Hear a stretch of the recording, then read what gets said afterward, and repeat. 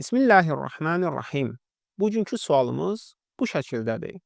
Başqalarının əvəzindən fitrə zəkatı vermək olarmı? Onların yerinə fitrə zəkatı verə bilərəmmi? Yaxın qohumumdur, dostumdur, fitrə zəkatı vermir. Mən istəyirəm ki, onun boynundan bu məsuliyyət götürülsün, fitrə zəkatını mən verim. Bu caizdirmi? Cavab belədir. Fitrə zəkatının verilməsində istifadə edilən pulu hədiyyə etmək olar. Dostuna həmin o miqdarı hədiyyə elə ki, bu pula fitrə zəkatı versin dostun. Bu olar.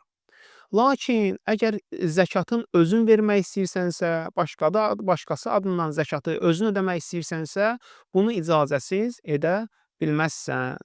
Yalnız zəkat verilməsi vacib olan şəxs o istəsə, o səndən tələb eləsə, onun istəyi ilə yerinə yetirildikdə bu mümkündür.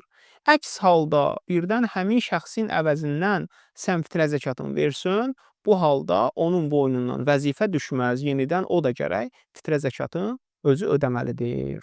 Elhamdülillahi Rabbil aləmin və sallallahu alə Muhammedin və ali tahirin.